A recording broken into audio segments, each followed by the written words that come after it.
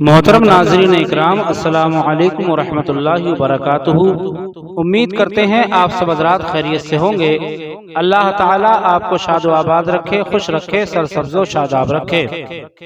محترم سامعین اکرام، آج ہم آپ کی خدمت میں ایک بہت چھوٹی سی درود پاک لے کر کے آئے ہیں جس کی فضیلت بے شمار ہے۔ درود چھوٹی ہے مگر بے شمار فضیلتوں کی حامل ہے۔ تو محترم ناظرین اکرام، ویڈیو کو اسکپ نہ کریں، پورا ویڈیو دیکھیں، انشاءاللہ تعالی بہت آپ اس سے فائدہ اٹھائیں گے۔ اور جو لوگ ہمارے چینل پر نئے ہیں ان سے یہ گزارش ہے کہ وہ ہمارے چینل کو سبسکرائب کریں، بیل آئیکن دبائیں تاکہ آنے والے ویڈیو کی نوٹیفیکیشن ان تک پہنچتی رہے۔ تو محترم سامعین اکرام، آج ہم بات کرنے والے ہیں درود غوثیہ کی۔ یہ درود غوثیہ کیا ہے؟ یہ درود غوثیہ کن کن کاموں میں آتی ہے؟ یہ درود غوثیہ ہمیں کب پڑھنی ہے اور کیسے پڑھنی ہے اور کتنے فائدے یہ ہمیں پہنچا سکتی ہے، وہ میں آپ کو اس ویڈیو میں بتانے والا ہوں۔ آپ میرے ساتھ بنے رہیے۔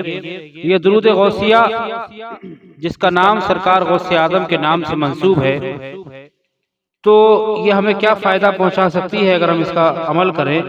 تو یہ درود غوثیہ ہمیں 7 فائدے پہنچا سکتی ہے جن کے لیے یہ اکثیر مانی جاتی ہے۔ وہ 7 فائدے ہم آپ کو ابھی بتانے والے ہیں۔ یہ درود غوثیہ رحمت خداوندی کا خزانہ ہے۔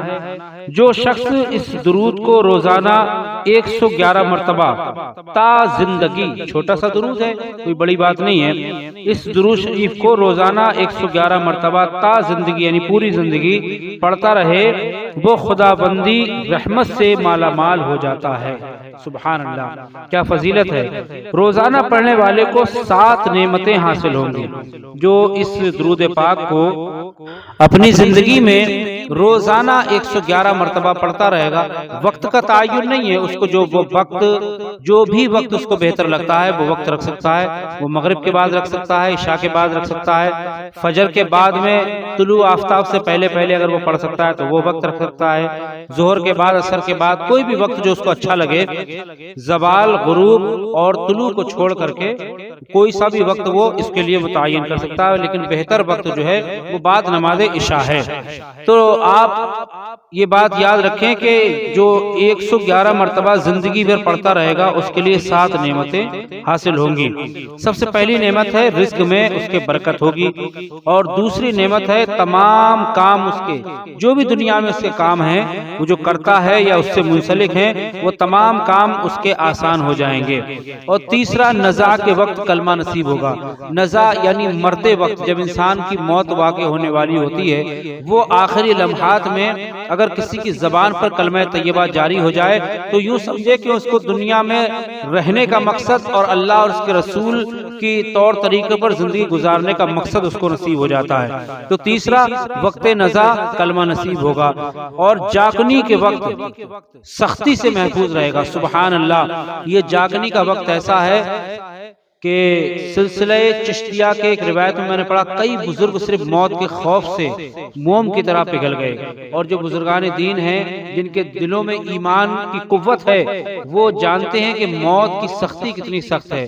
ہم لوگ جانتے نہیں، ہم نے پڑھا ہے لیکن پریکٹیکل میں ہمارے نہیں ہے، لیکن جو اللہ والے ہوتے ہیں نا وہ سب جانتے ہیں کہ اللہ رب العزت نے جو ہمیں زندگی دی ہے، جب ہماری جسم سے روح نکلے گی تو ہمارے جسم کا عالم کیا ہوگا۔ حدیثوں میں بارہا علماء اکرام آپ کو بتاتے ہیں، اللہ کے نبی نے فرمایا، اس کی مثال ایک ادنا سی مثال یہ دی کہ بیری کے درخت پر اگر آپ ریشم کا دوپٹہ ڈالیں اور اس کو پھر کھینچا جائے تو وہ تار تار ہو جاتا ہے، اسی طریقے سے انسان کی روح جب نکالی جاتی تو اس کا بھی یہی حال ہوتا ہے۔ اللہ تعالیٰ اپنے حبیب کے صدقے میں اپنا فضل فرمائے۔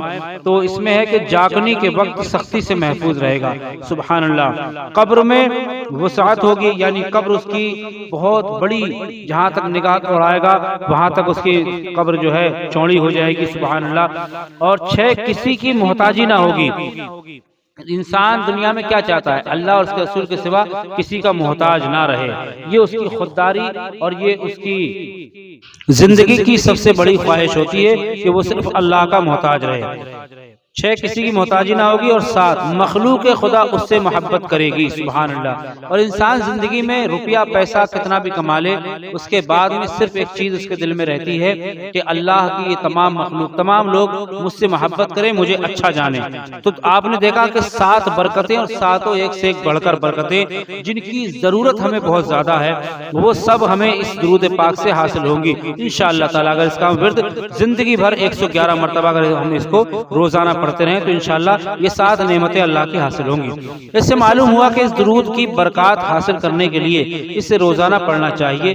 اس کے علاوہ رسول اللہ صلی اللہ تعالی علیہ وسلم کے قرب اور زیارت کے لیے بھی یہ درود بہت مؤثر ہے، سبحان اللہ۔ وہ درود کون سا ہے؟ وہ درود ہم آپ کو پڑھ کے سنا دیتے ہیں، ملاحظہ فرمائیں۔ بسم اللہ الرحمن الرحیم، اللهم صل على سيدنا ومولانا محمد معدن الجود والكرم وآله وبارك وسلم، صدق اللہ العظیم۔ بس اتنا چھوٹا یہ درود پاک ہے، یہ آپ کو پڑھنا ہے۔ اللہ رب العزت سے دعا، مولا میرے بولنے میں جو غلطیاں ہو گئی اپنے حبیب کی توسط سے معاف فرما، اور جو لوگ اس عمل کو سن کر کے اس کو پڑھنے کی میرے مالک مولا ہمت کریں تو ان کی ہمت کو میرے مالک مولا دوبارہ فرما، اور ان کو اس درود غوثیہ کا عامل بنا، اور عامل بنا کر میرے مالک مولا ان نعمتوں سے اس کو مالا مال فرما۔ آپ تمام حضرات سے ہم اجازت چاہتے ہیں، چلتے ہیں انشاءاللہ اگلی ویڈیو میں پھر ملیں گے۔ السلام علیکم ورحمۃ اللہ وبرکاتہ، جزاک اللہ خیرا۔